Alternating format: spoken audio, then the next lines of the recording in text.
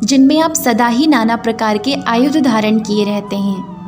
यह रूप हमारे मन और नेत्रों को परम आनंद देने वाला है।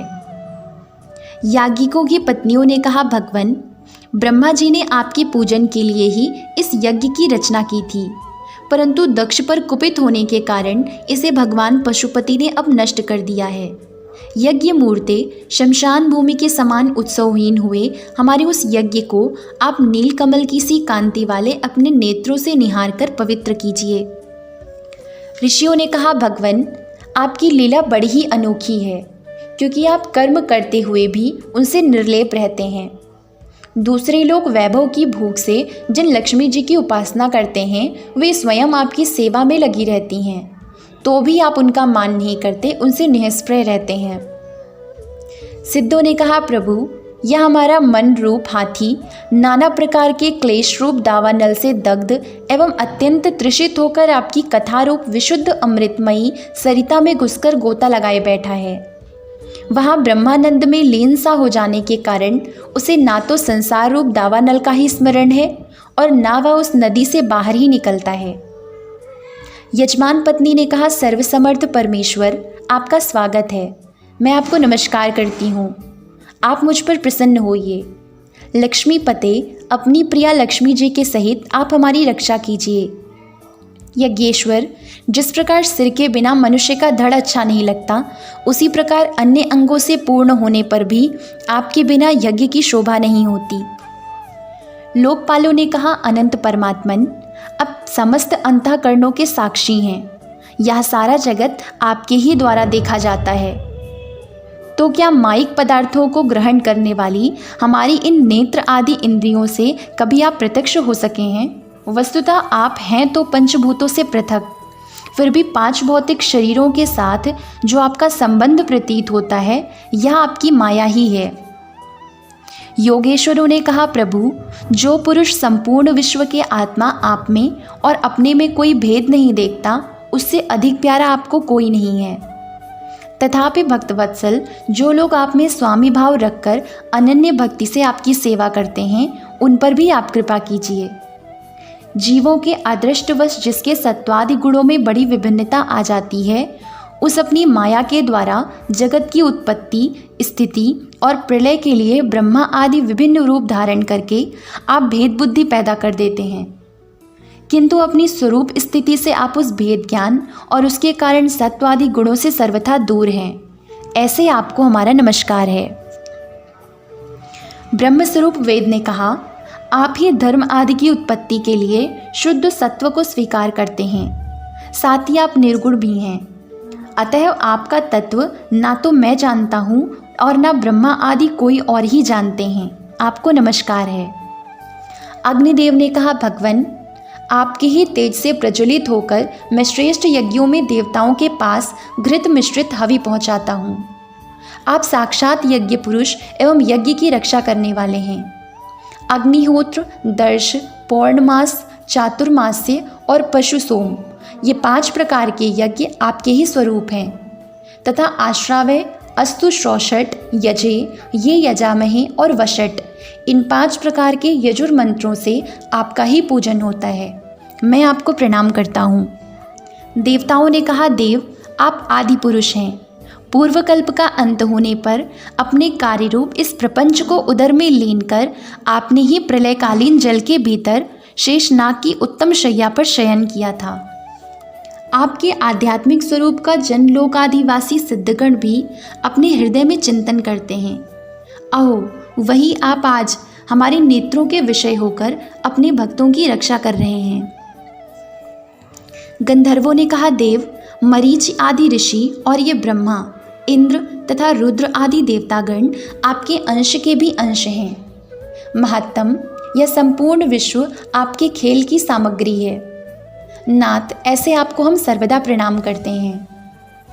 विद्याधरों ने कहा, प्रभु, परम पुरुषार्थ की प्राप्ति के साधन रूप इस मानव देह को पाकर भी जीव आपकी माया से मोहित होकर इसमें मैं मेरेपन का अभिमान कर लेता है।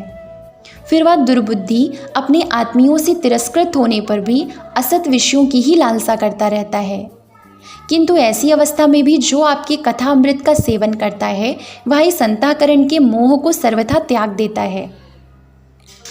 ब्राह्मणों ने कहा, भगवान आप ही यज्ञ हैं, आप ही हवि हैं, आप ही अग्नि हैं, स्वयं आप ही मंत्र हैं, आप ही समिधा, कुशा और यज्ञ पात्र हैं तथा आप ही सदस्य, ऋत्विज, यजमान एवं उसकी धर्मपत्नी, देवता, अग्निहोत्र, स्वधा, सोमरस, घृत और पशु हैं।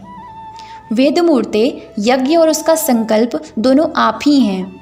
पूर्व काल में आप ही अति विशाल वराह रूप धारण कर रसातल में डूबी हुई पृथ्वी को लीला से ही अपनी दाढ़ों पर उठाकर इस प्रकार निकाल लाए थे जैसे कोई गजराज कमलिनी को उठा लाए।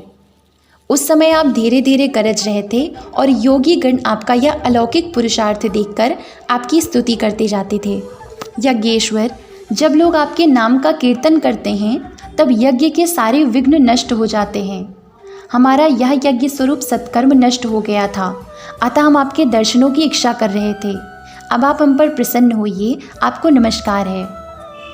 श्री मैत्रेय जी कहते हैं, भैया विदुर, जब इस प्रकार सब लोग यज्ञ रक्षक भगवान ऋषिकेश की स्तुति करने लगे तब परम चतुर दक्ष ने रुद्र पार्षद वीरभद्र के ध्वंस किए हुए यज्ञ को फिर आरंभ कर दिया।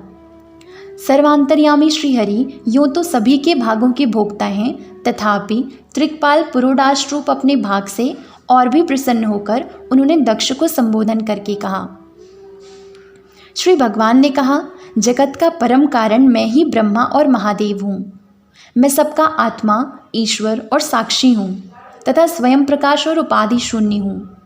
विप्रवर, अपनी त्रिगुणात्मिका माया को स्वीकार करके मैं ही जगत की रचना, पालन और संहार करता रहता हूँ और मैंने ही उन कर्मों के अनुरूप ब्रह्मा, विष्णु और शंकर ये नाम धारण किए हैं।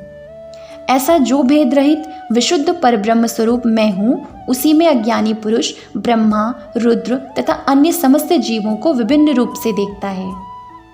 जिस प्रकार मनुष्य अपने सिर, हाथ आदि अंगों में ये मुझसे भिन्न हैं ऐसी बुद्धि कभी नहीं करता, उसी प्रकार मेरा भक्त प्राणी मात्र को मुझसे भिन्न नहीं देखता।